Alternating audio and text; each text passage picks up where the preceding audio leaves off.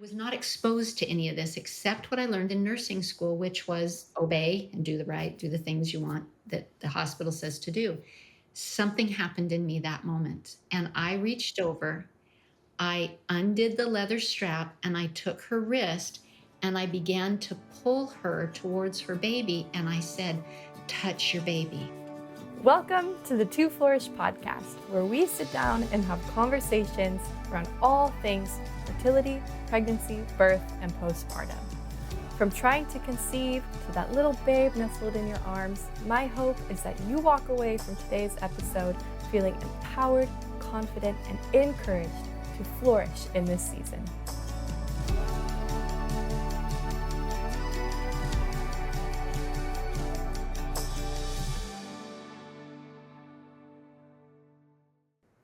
I am so glad that you're joining us today here on the To Flourish podcast. Whether you know without a doubt that you want to pursue a natural physiological birth and are searching for a like-minded community to come alongside you, or you're curious about your birthing options and are hearing about natural birth for the first time, I want to welcome you. As we dive into talking about all things birth, I'm so thrilled for our conversation today with Kaleem Joy, a licensed midwife, educator, and speaker. We're going to be talking about all things home birth and midwifery care. Kaleem, thank you so much for joining me today. My pleasure, Juliet. I'm so thrilled that you asked. Yes. Well, I just want to dive right in. Kaleem, if you could give us a little introduction about who you are and some of your background as a midwife. I am a licensed midwife, and I've been serving in the midwifery capacity for 26 years. And I love supporting education and empowering these families to know that deep within them is that ownership and the ability to expand into empowerment. Giving a little laundry list of sort of my credentials is being a licensed midwife, a certified pediatric massage therapist, and I specialized in newborns with either feeding difficulties or post-birth issues. I have been a TEDx speaker this year, which was a sheer joy and a delight for me. I'm in the process of being an author, so get ready for those books to come out later in the beginning of next year, probably. I am the creator and educator of Natural Childbirth 101, which is a comprehensive education for families starting in the early part of pregnancy, not just waiting for childbirth, right? Mm-hmm. And going into breastfeeding and postpartum. And I'm a mother of one adopted son and a bonus mom to 8 kids and their spouses and 29 grandkids as of in another week and a half, depending on when the baby comes, we will have 29. So I'm enjoying grandmotherhood as well. Yeah. And I love empowering families. And I'm so grateful to be here with you. Well, thank you, Kaleem. I'm so excited to have you here as well. I feel like the heart of this podcast is just to encourage and equip families and women. And so I'm so thankful to just get to draw from this well of what you bring here today, this well of experience and education and so your love for encouraging and equipping. So thank you so much. So for today's episode, would love to talk about midwifery care, and home births. And can you describe what midwifery care is? I love that question. Midwifery care is taking 5 aspects in my book. It's the physical side of making sure that the parent, the mom, is doing well with the pregnancy. So assessing those things in prenatal visits and labor and birth and postpartum, and looking at the baby and saying, is the baby physically doing well? We move that to the emotional and the mental. How is mom and parents' thoughts and their process going on? Are they growing and developing into the parent that they are becoming? Do they feel well supported? And what is their life that's going on? Into the spiritual and the heart. And the heart for me is where the passion or the why is, why do I want to have this pregnancy this way? Why do I want my birth to be empowering? Why do I want to parent in a particular style?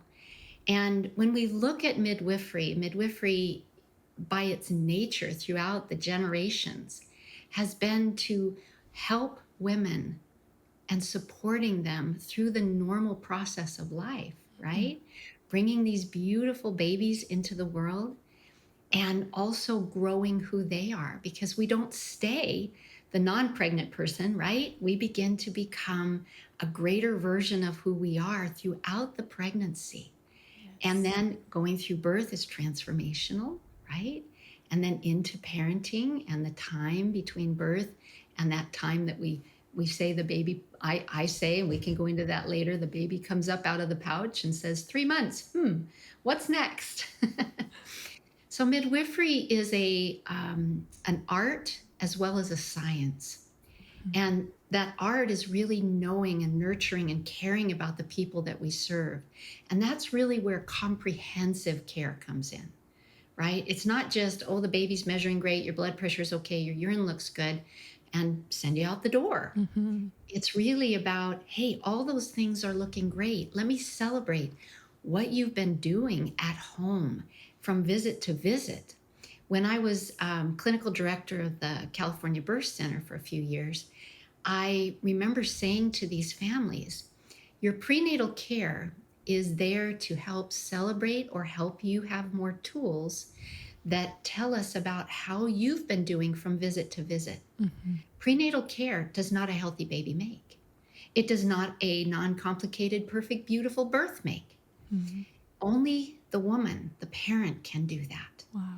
And so when they come into midwifery care, it's yes, let's assess to make sure everybody's doing well.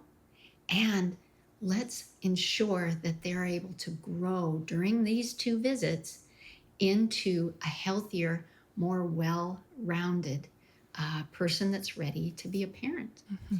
So that's why I loved midwifery, because it had the heart, the art, you know how art is part of heart, right? Yes. Yes. And the science side that says, yes, we want to ensure everyone is doing well. And yes, we'll check all the various boxes of blood pressure and everything else.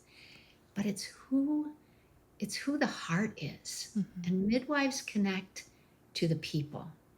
And that, I think, is one of the biggest benefits of midwifery care, Mm-hmm. because we spend time getting to know who our families are, Yes. because that's who's going to give birth. And we want to support them in their transformation. Mm-hmm.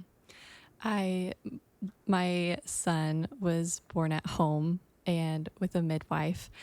And one of my favorite parts of the experiences was walking with her through the pregnancy and the prenatal care. Um, when she would come to our home for appointments, and I sometimes she would spend close to 2 hours with us. We were just connecting like the whole time. Sometimes it would be like an hour before she even like checked in on, like, took measurements like you're saying, or like went in for the stats. But it was this beautiful experience. By the time that like birth came around, it felt like she was such a part of our family, honestly, like so comfortable, and just so much like trust and friendship in the midst of like the practical parts of being taken care, like of checking in on baby and how things were going.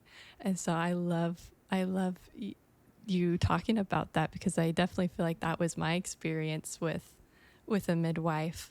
I would love to hear, how does midwifery care differ from like a general obstetrics care, or maybe Mhm. general care that someone might find in a hospital when they are pregnant or giving birth? When we look at the variety of practitioners that are available for a time when a parent is pregnant, Mm-hmm. you've got an OB, and an OB practices medicine, right? And medicine is a different philosophy than midwifery. the one thing we all have in common is we want a healthy mother and a healthy baby when all is said and done. So everybody has that same goal. How we get to that goal and the way that we view that goal is very different.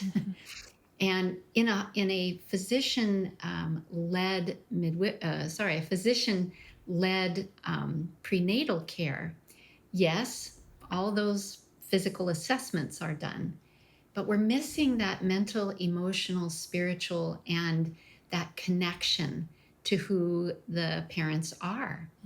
And without that, all medicine really has is technology and medications and hospitalizations and surgery to depend upon. So they're very good. And that's where I say to people, medicine is very good at high risk.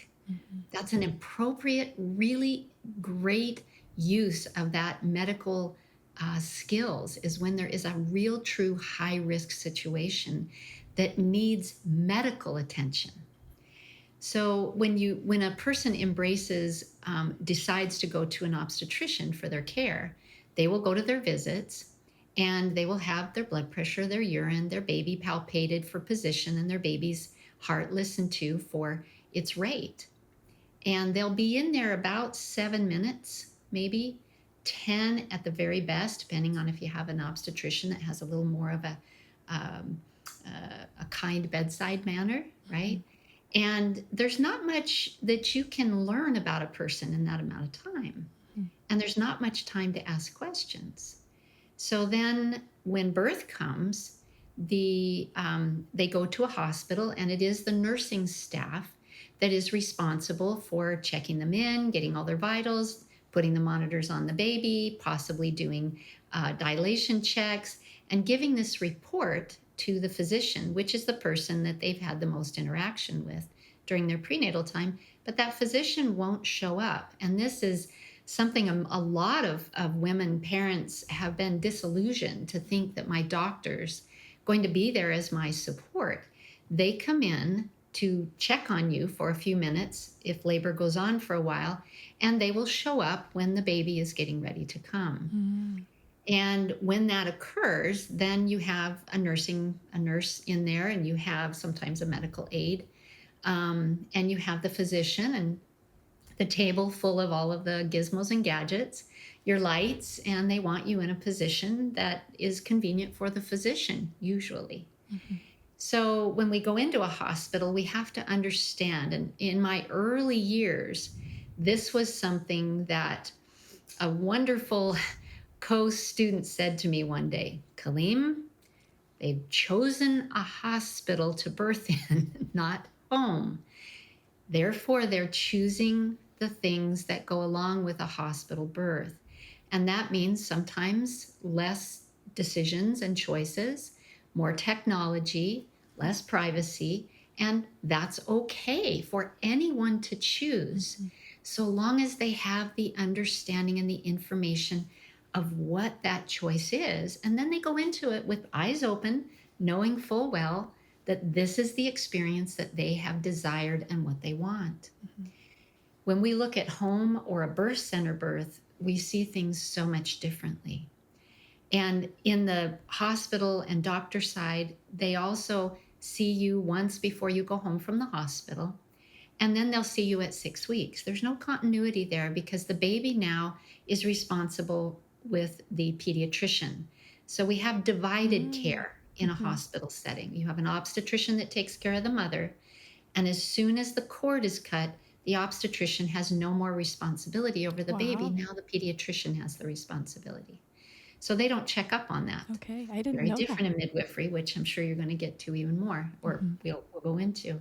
So we have to understand that if we want something that we feel really validated and supported and encouraged and empowered in our births, and we want a lot of education and we want connection, we have to question if the obstetrician is really the person that can give us the experience that we desire. And most people, a good percentage of people out there, may choose an obstetrician, one, because they don't know any other options, or they think that's where the safety lies, or that I'll do my first baby there because then I'll know how I birth, or I'm afraid of the pain, so I want pain medication, or these various reasons that they go to a hospital. Because in the United States, it's about 98% of people choose a hospital birth. Mm-hmm.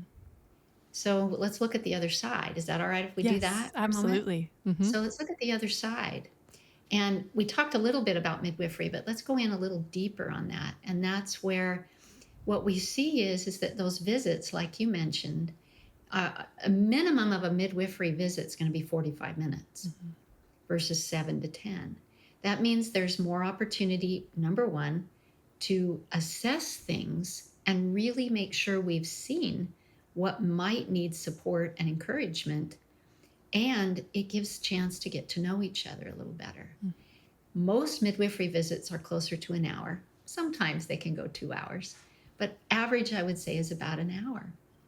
And during that time, they're rejoicing with you that the baby's been kicking and moving, and saying, let's talk about your nutrition, because we know that is a high key to preventing complications, is what you eat. And if you don't know what to eat because someone hasn't taught you, then how can you improve your care, right? Yeah.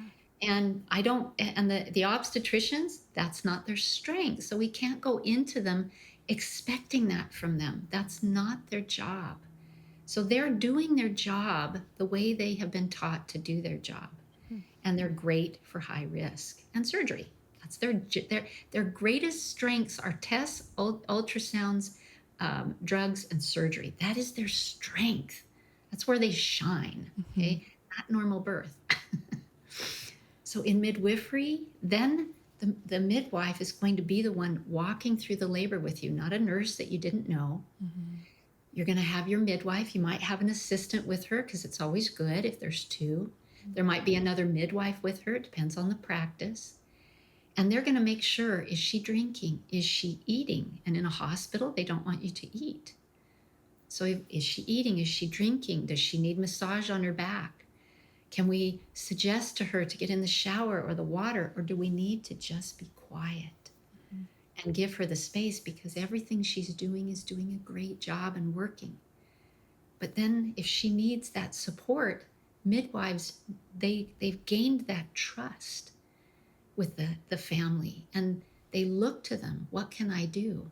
Let's get you up and get you walking. Okay, let's lay you down and see if we can get you comfortable and rest for a little while. Okay, homeopathy can be used, herbs, massage, water. Some do even other things, acupressure, and some have even more tools. Mm-hmm. So there's a very different philosophy of how we go about it, because medicine looks at pregnancy as a condition, first of all, okay, as a condition, and birth as the expulsion of the products of conception. And if you read the books, look them up online. I know it sounds really dry, and I'm not trying to paint a bad picture in any way, shape, or form. Mm-hmm. This is what they have been taught. It's a condition. Midwifery looks at this as a normal biological expression of growing our population, right? Growing our family. It's a physiological, normal process. They have sex. Sometimes it does happen in a lab. I understand that. And there's assisted fertility. But the baby grows and progresses inside into this beautiful ball of cells. And these cells have these DNA blueprints that they begin to start constructing until it creates its nervous system. And then it goes into creating this tiny little 3-inch little human being with fingers and toes and arms and legs. And this is all happening inside this woman, while she too is growing and evolving into who she's becoming. And so is her family, both in home and extended and community and friends. And this is a normal biological function.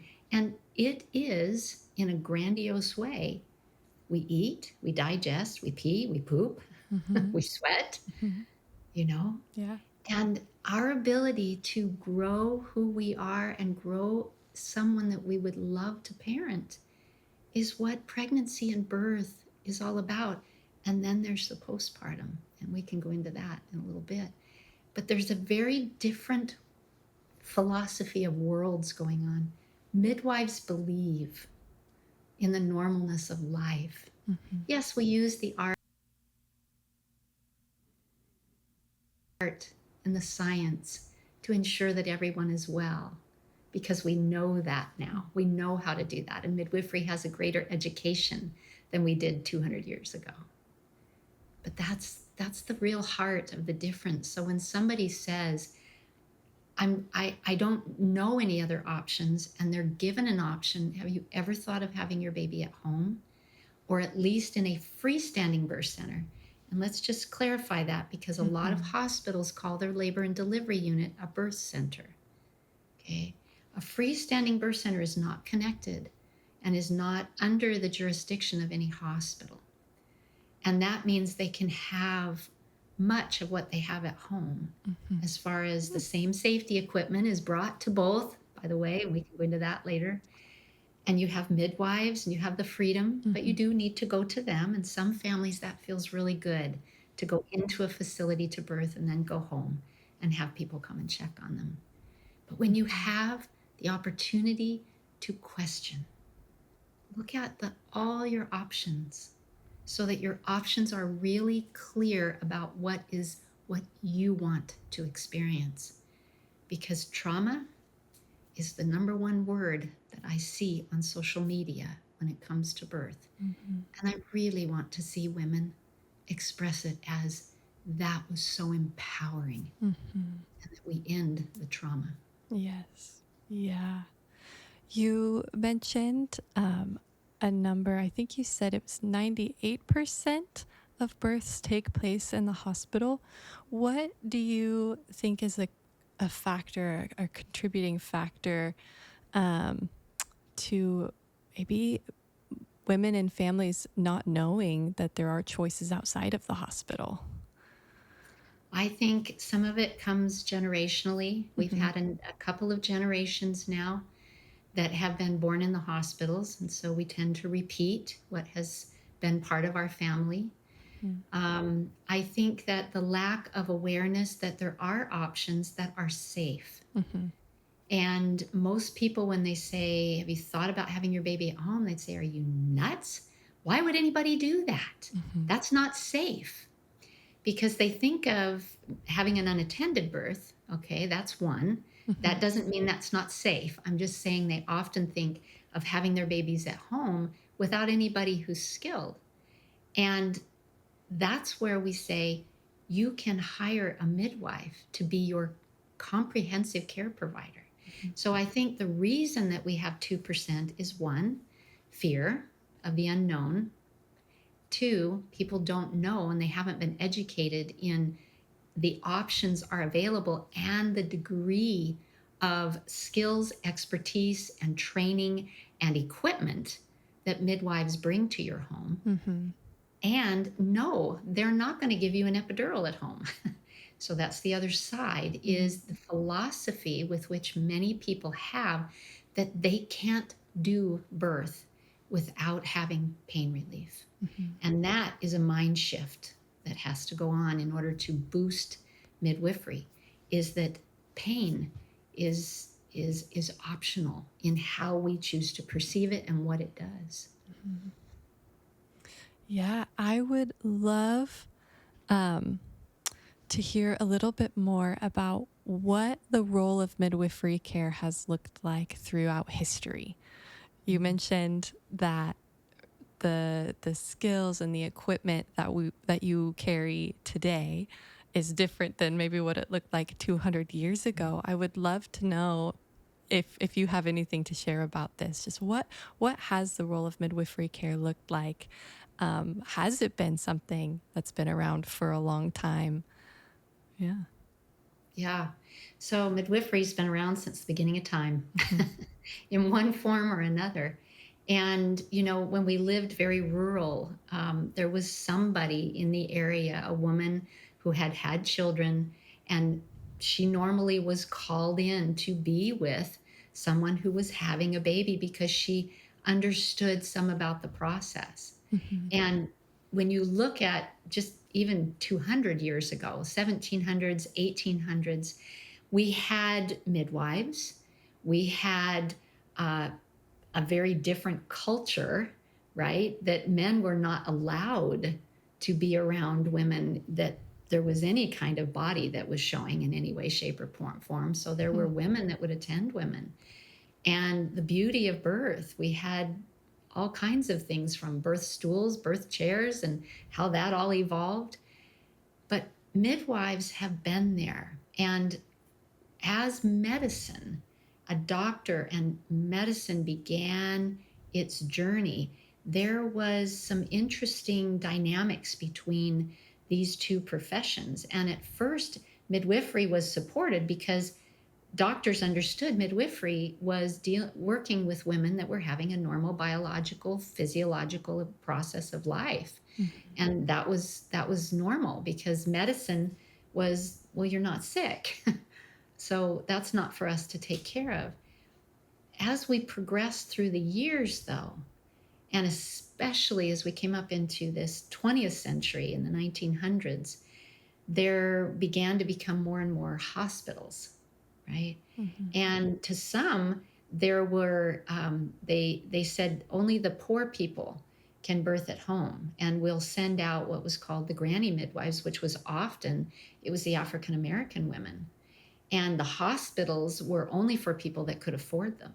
Mhm. And they advertised and they promoted, we can stop you from having to deal with the suffering and the pain of childbirth. Mm. Come in, we will give you medicine, Interesting. you'll be asleep, and you won't even know what's happened. And we will then put a baby in your arms. Wow.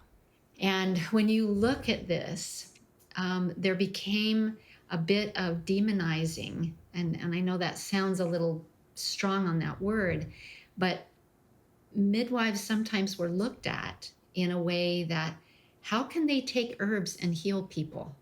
Something's weird there. And so you have to look also at sort of the religious side of this during that time, because it was very prominent in the 1800s.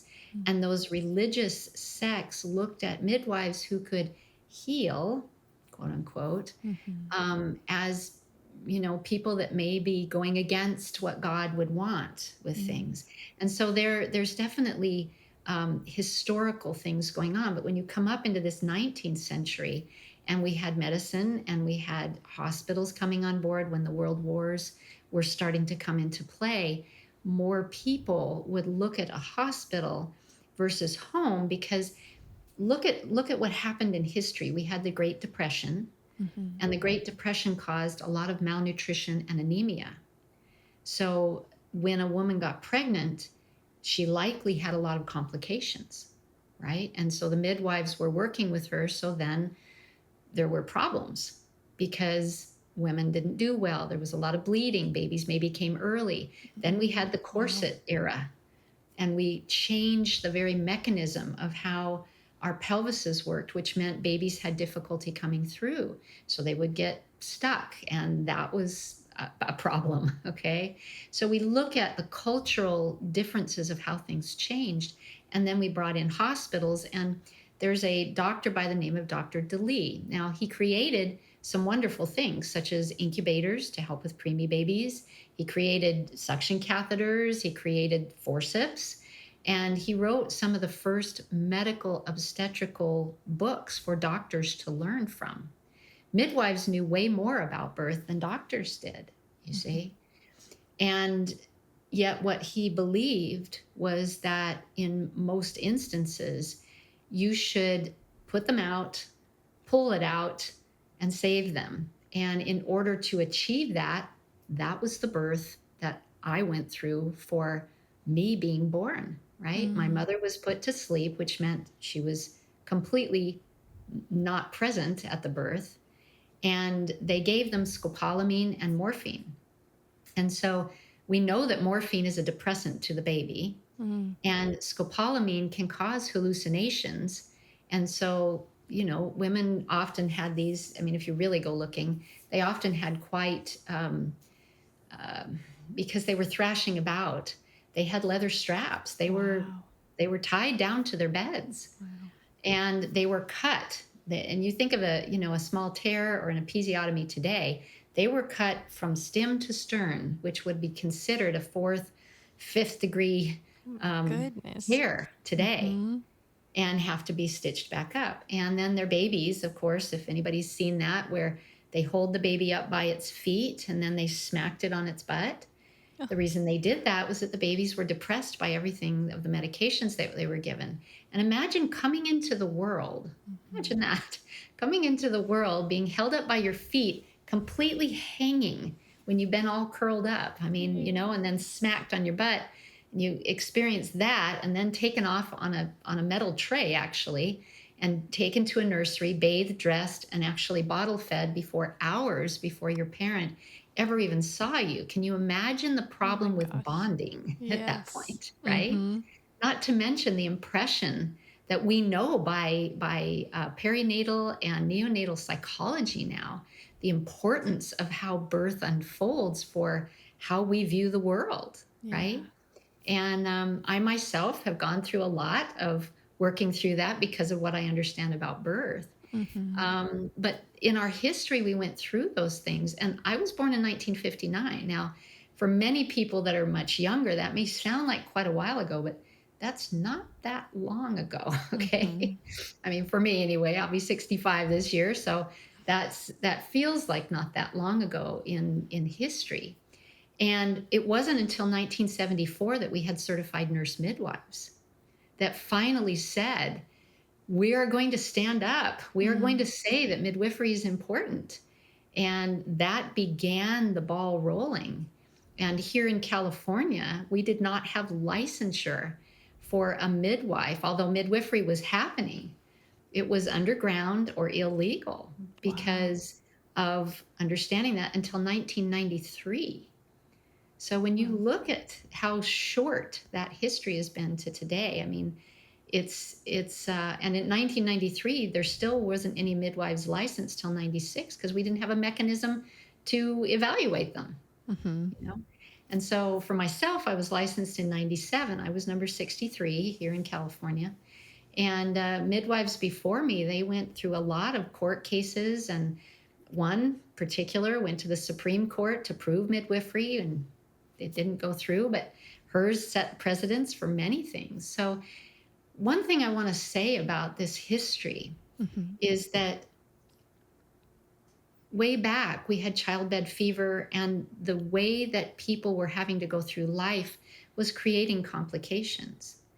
And we have to look at the life of people and say, we are responsible for creating a healthy baby, creating a healthy me, and creating a healthy place for me to birth while having the safety, if Mm-hmm. someone chooses not to have an unassisted, okay, while having the safety around me to ensure that if baby didn't breathe, that I have a practitioner who has the tools, the experience, and the resources to help my baby start breathing and be safe. If I bleed, they have the drugs, the ability, as well as homeopathy and herbs to keep me safe. And Mm-hmm. a midwife who says, I think a hospital might be the best choice for you, considering all the circumstances that are going on, and transferring you in a timely manner where technology now can serve its best job for that birth, Mm-hmm. even if it's surgery.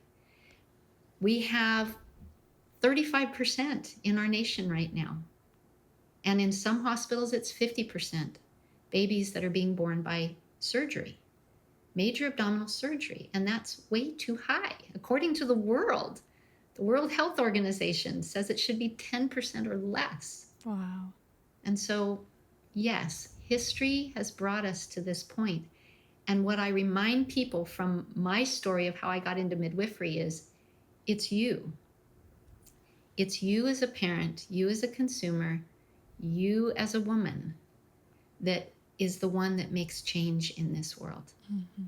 And midwives are here to support you in standing on who you really are, which is a birth giver, someone who has the power and the strength and the capabilities, absolutely, to give birth to the child that you've so brilliantly grown, right? Mm-hmm. Yeah, some of the most impactful conversations I feel like that I had leading up to when I became pregnant and then in my pregnancy, I feel like we're around responsibility and the idea of personal ownership and taking responsibility for the choices, the decisions, the the visions that I had that I wanted to experience or that I wanted my baby to experience, and really setting a foundation for um, just of that responsibility. And it's so interesting you sharing. I had no idea that a part of the history of birth was women being unconscious, and I had no idea that if that was a thing or ever happened. And if you look at a situation like that, it's like there's no response. Well, there is responsibility, but they're completely, I guess, unresponsive to the process that's going on, and and the effects that happen afterwards. Um, that is that is crazy. I had no idea. Can I tell you how I got into midwifery real quick? Yes, I would love to hear. It's the story I love because I was in nursing school. Hmm. Okay. I went through the nurse's aid, LVN, and then into RN programs. And when I was in school, it was in the late 70s. And women at that time were asked to be in a bed while they labored because this was how history was bringing it up. They things had gotten better, all right, over 20 years, but they were asked to be in bed, Hmm. and I was asked to shave their perineum, which I know many people do that now just because, but at that point we were asked to shave them, give them an enema, and take them to a delivery room, which looked like an operating room. Hmm. And everybody in there had our surgical garb on, right? All our booties and hats and pants and shirts and everything. And I got to be during my time with a woman that was having her fifth baby. Now, she knew what she was doing, right? By fifth baby. Hmm. She was having her fifth baby, and I was invited as the student to go in with her because I'd been through her labor, to go into the delivery room with her. And so when she was brought into the delivery room, they laid her on a metal table, nice and flat and hard, Oh. and they put her legs up in stirrups, and then they draped those blue drapes over her legs so that she couldn't see anything that was going on down there. Hmm. And they literally put leather straps over her wrists, and she had metal holding rods to hold her hands, so she had something to pull on in order to push. She was flat on her back, Hmm. and she pushed her baby out very quickly. And behind the curtain, this baby's cord was cut and clamped, and the baby was brought up above the curtain, holding its back of its head and its butt to show mom the baby. And that's when everything changed for me. Hmm. Because at that moment in time, and mind you, I had no siblings. My mother, if you were to ask her today, birth is the last thing that she ever wants to talk to you about.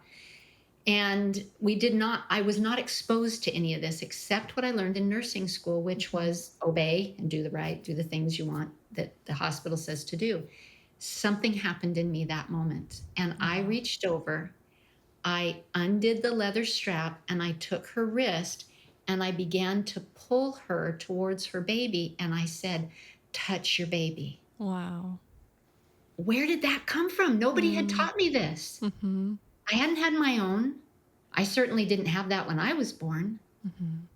And she touched her baby. But at that moment in time, all eyes in the room were on me. Mm. And shortly thereafter, that baby was given over, never given to the mom. The baby was given to the nurse, dried off, suctioned out, taken to the nursery, and the anesthesiologist walked over, very tall man with his mask on, peering down over me.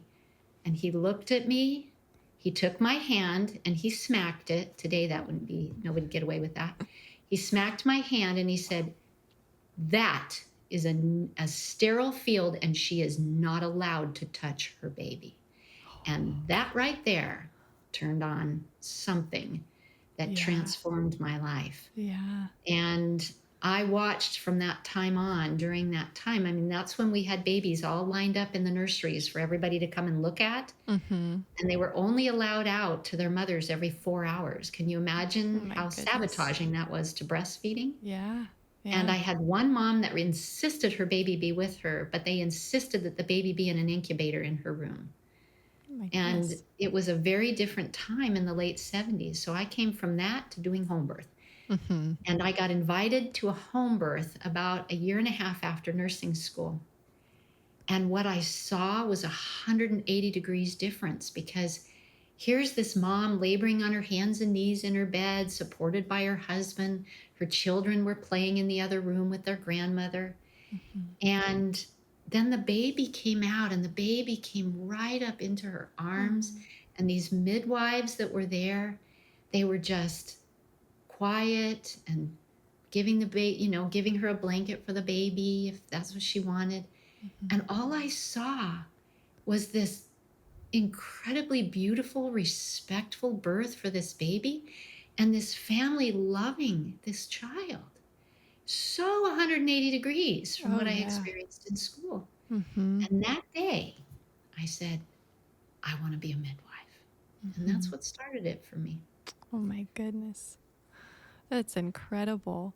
While you were telling the story of what happened in the hospital, I started to get emotional. I started tearing up thinking of my own experience and how like you're saying how 180 difference, like I couldn't imagine not Mhm. touching my this is making me cry right Yeah. now. And the fact that it was her fifth baby as well, like she'd gone through something like that 5 times, and just how like life changing and story changing like than what you experienced at the home birth with the midwives, like how life changing that is, not only for yourself but for mothers. And this is why I'm so passionate about having these conversations and just putting the message out into the world for families and women, that there is, like you're saying in the beginning, like there's a place for the doctors in the hospital when it's appropriate, but it's not always appropriate. It's not always the place where where you need to be. And that there is another more appropriate, beautiful experience that you as a mother and a baby can have as a family. I even think about my husband and his experience, like with our home birth, and how impactful and beautiful it was for him. But thank you so much for sharing your story with how you Pleasure. got to being a midwife. I think that is incredibly powerful, and um, is such a picture of what is possible, right? Mhm. Yeah. It is. I love when you talk about ownership, because ownership is really what is so needed within every woman who gets pregnant, Mhm. every parent who's pregnant. Ownership, because nobody grows the baby, nobody feeds the baby, nobody has a contraction, nobody nurses the baby. This is you. Mhm. And when we turn that over to somebody else, we're at their whim. Yeah. We take the ownership back and we work as a team with a midwife. Mhm. And yes, it's an emotional side. And how did birth change from that to the way it is today? Because today you're in one room. Women say, oh, well, that's not the way it is today. And you're right, it's not. Guess how that changed? It wasn't the doctors, and it wasn't the hospitals, and it Mhm. wasn't the insurance companies that changed that. It was women. Mm. Women said, no, I want this. And they had to accommodate in order to keep the people coming back to their facility. Mm. Okay. Yeah. So that's where podcasts and you women who have had your babies this way is standing up and making sure that other people have an opportunity to listen to that voice that really is speaking in them, that says, wow, you mean I could really have something like that? Mm-hmm. And it's like, yes, you can. Mm-hmm. Mm-hmm. Yeah, and it's like what you were saying about how, yeah, some women might not know that they have a choice, that there are choices, and or they just know what was done before them. So maybe their mothers or their grandmothers or their sisters or whoever else in their circle. And so if this one narrative is what's being like collectively shared within a Mhm. group, like I was thinking while you were sharing that story of the woman on the table and the leather straps, and how you'd mentioned that maybe one of the reasons why people are not as open to a home birth is because of pain. And I see that imagery, I'm like, oh, how could that not be painful? Like being on a table with that whole setup, like, oh, of course that makes sense that that experience would be painful. And if that's all that is shared or collectively experienced, then I'm like, that makes sense about this narrative of pain. But when you you come into this other experience of like what you shared on the other end of your story of the home birth, the freedom to labor however it felt the best, and to transition from one setting to another, all helping to provide comfort. Like when that becomes a collective where there can be comfort and security and safety, it just is so, I don't know. I'm just like thinking of the drastic differences, and I think the importance of story, the importance of sharing the stories of the home births, and the responsibility and choices. In our family, we've got eight kiddos, Mm-hmm. um, and their spouses. Okay. And when it came time for these grandbabies to be born, of course, we were midwives, and it was the kids that were born into this family, the daughters. They're like, well, yeah, I'm having my baby at home. Let's talk, but that's what we're doing. Mm-hmm. But the daughter-in-laws, no, that's not what they grew up with, and um, they too had to come to their own decision making about, I get that this is what happens in the family, but how do I feel? And we always said to them, this is your call, Mm-hmm. because you are the birth giver and you need to be wherever it is that you feel safest. Yeah. But let us share with you what we do and what those things are, and then let's see what you want to do. Mm-hmm. And we had to talk to grandparents, other side grandparents, right? Mm-hmm. Because even the son-in-laws, we sometimes had to speak, not had to, but we got to speak to their parents. And I remember one specifically that their parents had babies that were premature. All of them were. Mm-hmm. And they had cesareans. So they were, like, oh, this is not safe. And when we expressed to them, let's look at what your scenario was. You're right. We wouldn't have done those babies at home. 33 weeks, we wouldn't do that. They're too little. Um, and that this daughter has all the genetics of this family, that birth should go well. And here's all of our equipment. As we expressed it to them, then they began to go, oh, these are my fears Mm-hmm. about from my deliveries. This has nothing to do with my children and their deliveries. Mm-hmm. So I need to own my own stories and not portray them on the kids. And all but two of those 29 grandkids have been born at home. Mm-hmm. And but the journey had to be unfolded in each one of them to make those decisions. Mm-hmm. Um, and I think generationally that happens. We'll have families that say, oh, all my families have cesareans. And I think, well, okay, Why? Mhm. We don't know, and maybe there is something genetically there. I don't know. Mhm. But anyway, Yeah. that's that's looking at understanding that everybody does have a story, and we Mhm. need to look beyond perhaps what the story is of what the family or our local people, and begin to ask those questions.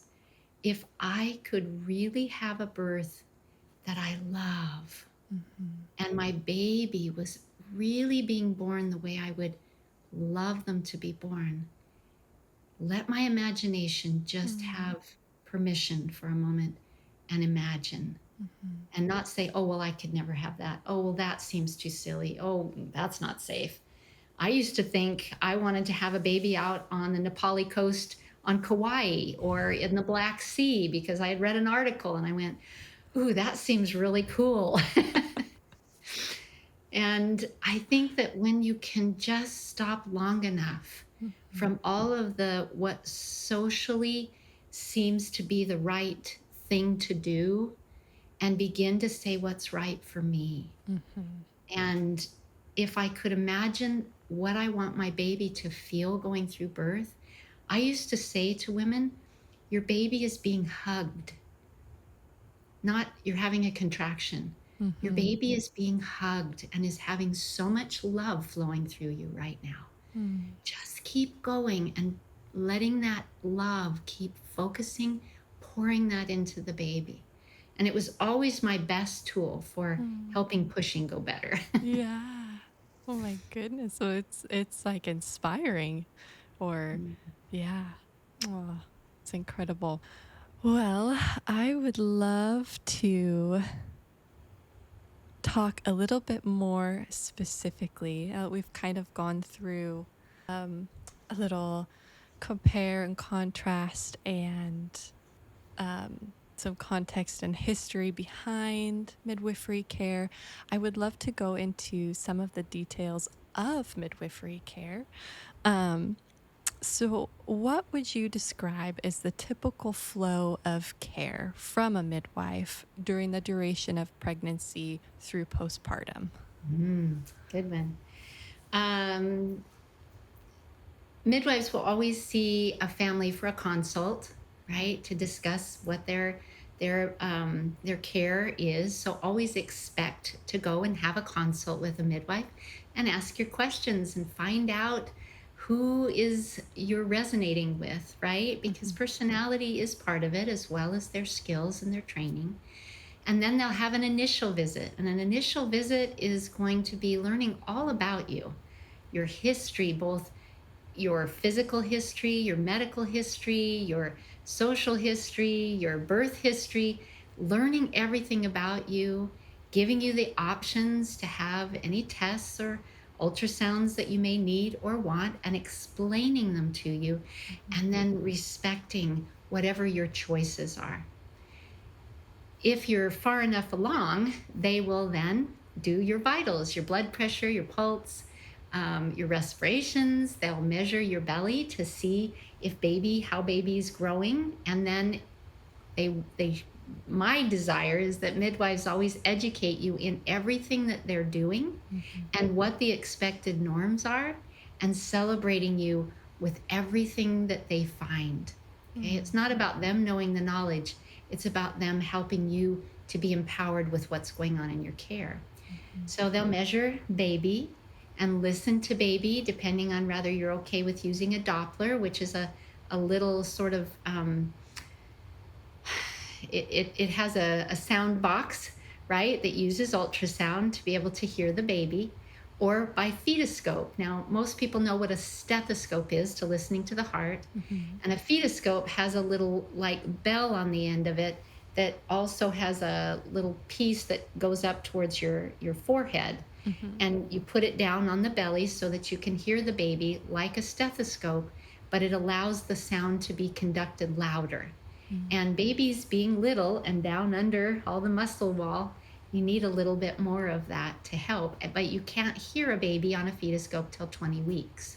Mm. And a Doppler you can hear 10 to 12 weeks. And then they usually will see you once a month starting at 12 weeks. Some do it 8 weeks, 12 weeks, so once a month. And they give you options of any tests or ultrasounds that might include finding out your blood type, your iron level, any genetic things that you might want to know. Yes, they can do blood tests for the sex of the baby now, if you really must know. I like the surprise factor, but it's not my choice. And at 20 weeks, there are ultrasounds called an anatomy scan that midwives can order that basically looks at all of the nooks and crannies, the kidneys, the heart, the lungs, the bones, and things like that to make sure there isn't anything particularly that might need to be addressed more. And what I want to remind people is that any tests, any ultrasounds, they are for information. And when we look at them, don't look at them as, oh, what if I don't do well on that? It's more so you make a decision. I want that information so that I can make a change in what I'm doing with nutrition or how I'm handling my exercise or mostly nutrition and exercise to do. And the anatomy scans are really there to say, do I want to see everything about the baby? And realize that it won't tell you everything. Okay, it will tell you structurally anything that is there that they can see. And then they will continue to see you once a month. And every time they see you, they will ask about how you've been eating. Are you doing any exercise? How's your relationship going? And they'll measure the baby, do your vitals, do all the assessment things, often checking your urine as well. And it's mostly to say, you know what, let me celebrate. Everything is looking great. And you go, good, what I'm doing, it's working. And if something's out of balance, then a midwife says, so let's look at some things that might be able to improve this, and works with you to have the tools that you take home and you apply because it's the ownership, right? So they see you once a month until you hit 32 weeks. And then at 32 weeks, it's every 2 weeks because baby's getting bigger and they want to keep an even more opportunity to get to know you and watch that baby's growing well and ensure that you're preparing for getting ready for birth. So then at 37 weeks, they begin to see you every week, sometimes 36 weeks, depending on your visits. And during those visits, that baby is nice and round and wonderful, and they want to make sure baby's kicking well and in a great position for birth. And I know for me, I was looking for, is there anything that might show up in the birth that I can give them now to help them resolve that so that it doesn't show up in the birth? And I'll give you a couple examples. It's like if I see somebody waddling in pregnancy, there's some tension. So what stretches and things can I have them do to loosen up their pelvis? I had one mom that it was difficult for her to complete things. And I said to her, go get a dot to dot book. She looked at me, she says, Kaleem, really? A dot to dot book? I said, yeah, a dot to dot book. Why? Because I want you to follow the dot to dots and complete it. And I want you to do a page a day. And then when you have projects in the house, I want you to look at the start and the finish. And I want you to make sure that you complete it. Why? Because I want you to complete the birth. Yeah. Because Gail Peterson was a midwife from many years ago. She wrote a book called Birthing Normally. And I believe that was her book. And one of Gail's quotes was, so as a woman lives, so shall she give birth. And that's why for me, my quote is, so as a woman becomes in pregnancy, that's who she invites to give birth to her baby. So we want in pregnancy to help ensure that we are not just measuring a baby and listening to heart tones and saying, okay, those sound good. We want to ensure that you as a person are growing into the woman or the parent who is going to be going through transformation of going through the birth. And that's part of what it is about being capable and strong and courageous and determined to walk that process that your body and your life are just asking you to do to move into the next phase of your life. And if you don't do it during pregnancy, something can come out in the birth, right? And that's why I love midwifery too, because I'll give you another example. This was before being a midwife as a doula. I was helping a woman who was a concert pianist. And she was amazing, right? Concert pianist. And when I labored with her at home, we got into the hospital at about 9 centimeters, almost 10. So she was very close to pushing. And they insisted on putting her down and putting her legs up. But she wouldn't bend her legs. She wanted to keep her legs straight. Now we've learned that babies can come out very nicely with legs straight too, but she was very tight, not allowing that baby to come out because she didn't like the sensation. And everybody in the room is like, you have to open your legs, you have to open your legs. And I said to myself, what do I know about this woman that can help her? And that's what every midwife should ask herself. What do I know about this woman that can help support her in walking her journey? Because I can't walk it for her. But how can I support her in walking her journey, the direction that she ultimately would love? Anyway, the clue with this one was, it came to me, tell her to take her foot off the loud pedal. And as soon as I said, take your foot off the loud pedal, she pulled her legs back and out came the baby. Oh my goodness. And I was like, and that's why you get to know people. Yes. Oh, Go where they wow. can go. Yes. Yeah. That is so amazing. Yes, no one else in that room would have known to say something like that. They didn't know her. Yeah, yeah. You go into a hospital, people don't know you. That's why by having doulas or people that can really support your journey to be there with you, because you are walking a journey. Yes. If you choose a hospital, you're there because you want the bells and whistles in the background, not because you want to use them. You choose a midwife because she's there to support you, and she has those things in her bag that can make sure that everybody's safe. Yeah. But not because you want to need them. You don't want to need them at all. Yeah. Oh. So just connective. Yeah. So then moving on from pregnancy and birth, what does midwifery care look like into the postpartum period? That's definitely a favorite of mine as well. Once baby is born, if baby's born at home, let's say, you have the same team that's there with you for 2 to 4 hours, something like that. That team is there to make sure that you feel supported getting breastfeeding started, that you're up to the bathroom and all cleaned up, that your space is all tidied up, that you've been given some wonderful tea and food, and they make sure that you have what I tell my students is called anticipatory guidance. In other words, what to expect in this next 24 hours for you and the baby, so that you feel calm and peaceful about, oh, baby's going to sleep a lot, and I need to make sure baby feeds this often. Oh, my bleeding's going to be like this.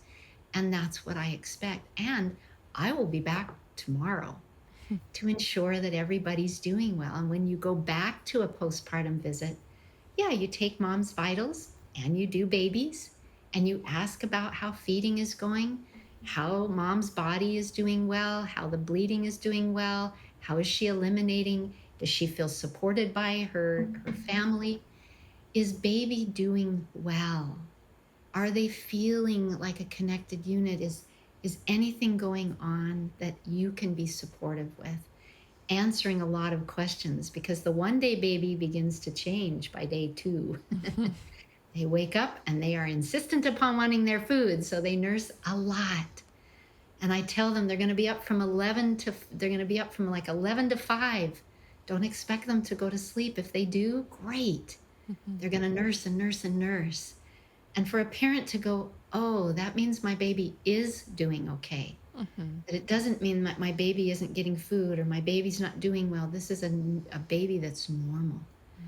So I always went at 1 day to ensure that everybody was set and doing well, especially with nursing.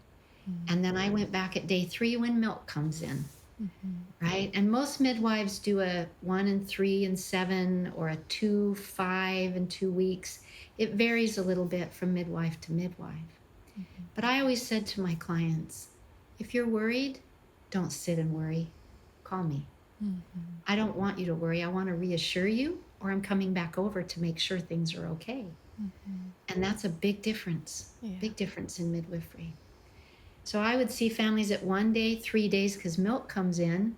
Breasts are all nice and swollen. Milk is flowing well. Baby is doing other things. And there's a lot going on that needs to be supported, that all is well, and that they're told what to expect coming next. Right? And then we'd see them at a week and reweigh the baby and celebrate the weight gain and ensure that they were still resting and getting fed and feeling supported for another week. We always had the philosophy that's 5 days in your bed, in your jammies, 5 days on your bed, in your jammies, and 5 days around your bed, keeping things low key, because those first 40 days are exceptionally important for the integration of a brand new baby's neurosystem, immune system, their digestive system.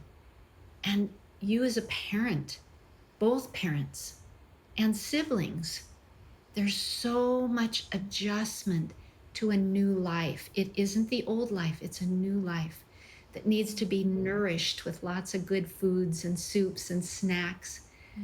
And children need to be entertained and supported, and spouses need to be given lots of love and encouragement and gratitude for all that they're doing. And then we would see families at 2 to 3 weeks, and then again at 6 weeks.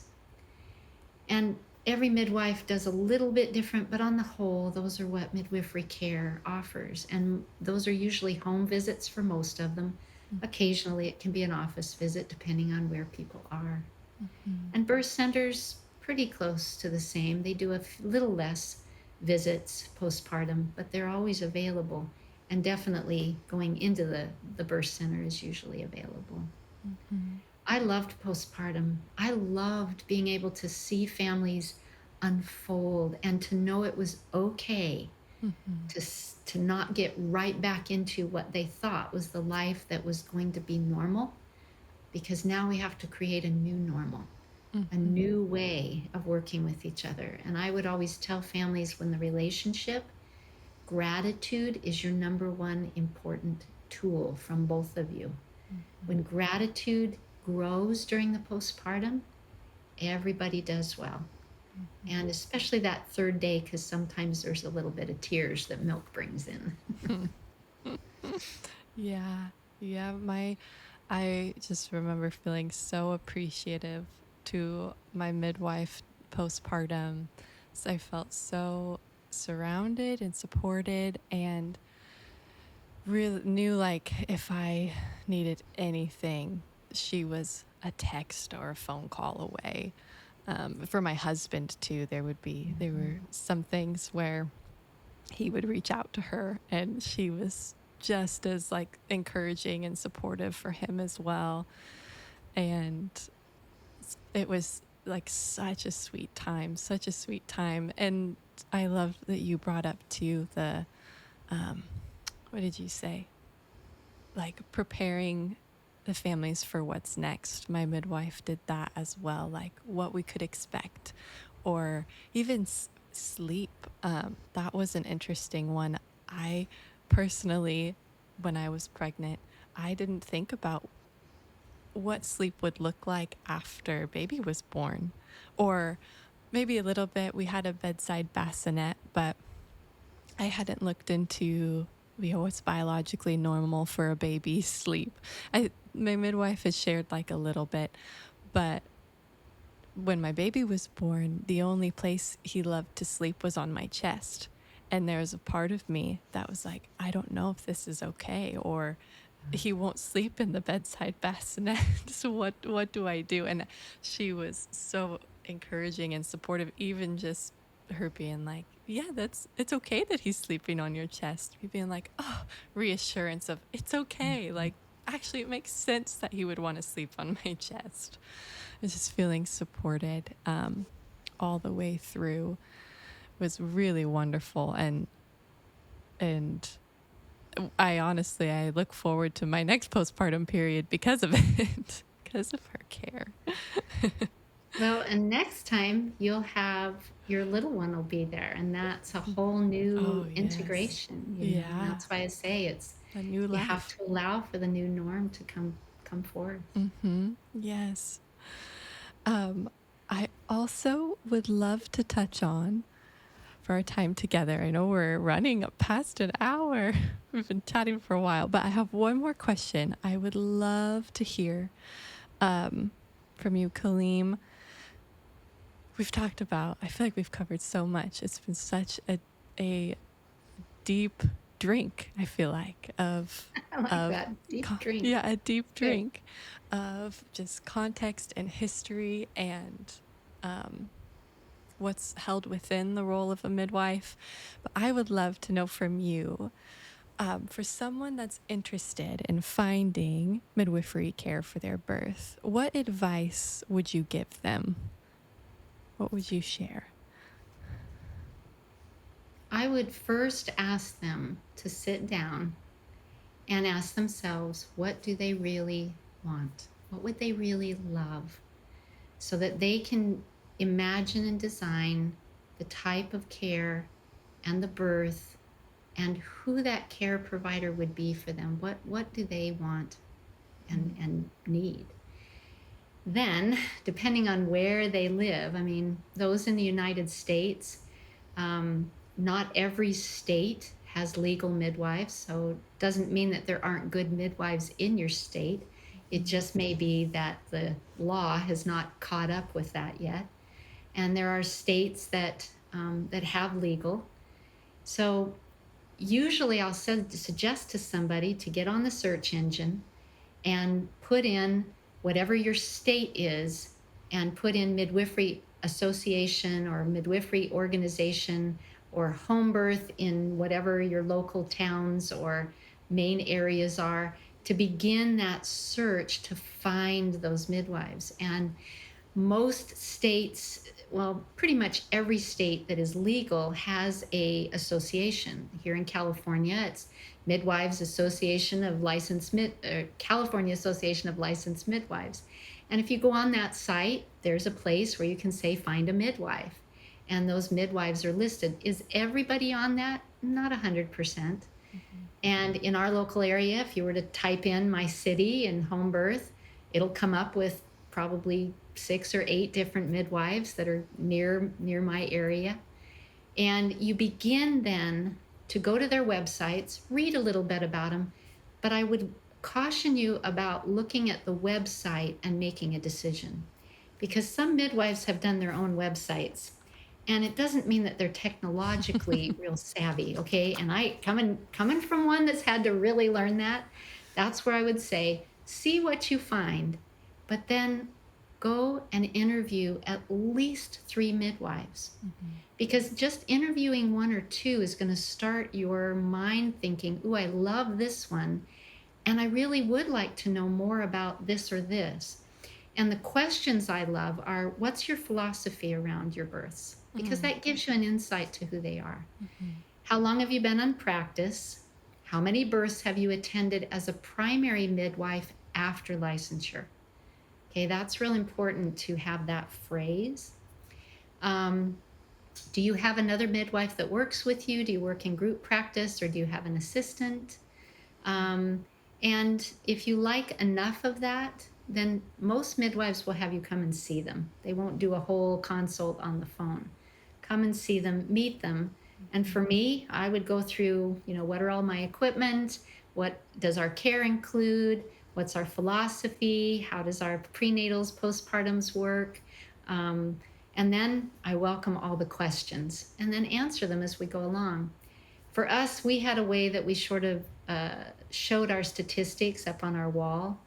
And we had little beads that represented every baby that we had done. Oh. And on the top of them, we were able to show how many of them were water births, how many of them were land births, and which ones Oh. we transferred into a hospital. So Mm-hmm. it was very easy for a family to say, oh, in 100 babies, you only transferred in maybe 2 or 3. Wow, that's pretty good statistics. And Mm-hmm. we liked that. Yeah. And they could ask us, why did you transfer in? What are some of the complications that you've dealt with at home? Mm-hmm. And how would you, deal with a transfer? Will you go with me? Will you stay with me? How does that happen? And every area is a bit different in how they integrate with home birth midwives. And it's important to know that wherever you live. And this podcast will go out to Canada, who has midwifery, and to, throughout the world. And we know that some areas have midwifery, home births as part of their national health care. So Mm-hmm. you have that to go through and find, what midwives are there. But here in the United States, that's what I would suggest. You can ask friends, ask their opinions. May or may not be the same person for you that was for them. So, you have to find what resonates for you. And I might add that if you choose a midwife and something doesn't feel right as you go along, don't just jettison the care. Sit down and talk with the midwife and express the things that you're feeling or what you're looking for, because that allows the midwife to then open up to, oh, maybe there's a different way that I can help serve you. Mm-hmm. Or I can see that that may not be the best relationship for you and I support you in finding a midwife that will. Mm-hmm. So, and it's also, if you've been going to a hospital and you want to switch, don't think, well, I'm 37 weeks. It's really too late. It is never too late. We had a woman in labor. Now, that's not my favorite on midwifery, to not have cared for her. So I don't do that. But we had one. Oh my But goodness. that was an unusual circumstance. Mm-hmm. Wow, that is so insightful. So insightful. Thank you for sharing that, Kaleem. Mhm. You're welcome. Yeah, well, I feel like we should wrap up our time Mhm. together. We've really touched on Yeah. so much, and Mhm. I would love to take a minute and just share about the resources that you have available to families. Kaleem, you can find her on Instagram at Natural Childbirth 101, as well as her website, which is naturalchildbirth.com. Is that correct? One, 101, 101.com. naturalchildbirth101.com. I Mhm. will have both of those platforms linked on our show notes here, so it's easy to access. But Kaleem has just a wealth of information available through her Instagram. You do Instagram lives talking Mhm. through different topics, conversations, as well as various courses she has available to take. I don't know if you want to share or say anything about Sure. those real fast. Yeah. Yeah. I mean, my foundational courses, they will start you out with pregnancy, telling you about morning sickness and about designing the birth you want. It goes through nutrition and the basics of that, supplements that we recommend, goes through body basics, in other words, stretching and ways to get that pelvis where it needs, where it can be the most flexible. So it goes through pregnancy and then goes through birth. What are the stages? What's the mindset? What is pain? What are the preparations for birth, and then breastfeeding, how to get a good latch, how to tell if it's a good latch, and then postpartum and more, of course. Those are just the excerpts. And then Mm-hmm. postpartum, I go through 1 day, 3 days, 7 days. It's like my course is like So good. having the education that I gave as a midwife to my clients. Mm-hmm. So I love it as a foundation, whether you're doing home, hospital, or birth center. It will, it serves anybody across the board. And Yeah. yes, I love my lives. Those are fun. And Beautiful. I'm reaching out this year. I will be releasing some new courses. One will be a live weekly course Oh. that will take this to a whole expanded level of helping you grow into your best version of who you are as you become a parent. Mm-hmm. And the baby body work is one that I have been wanting Oh, to get out there so much so that parents can yes. help their babies if there has been birth issues or tongue ties and things like that, that they Hmm. know the moves of things, because I love that. Yeah, that's something that I'm really interested in and like want to dive into. So, yes, if you listening to our conversation today, if you've been listening to Kaleem and you're just like, I want more, please Mhm. go check out her courses, follow her Mhm. on Instagram.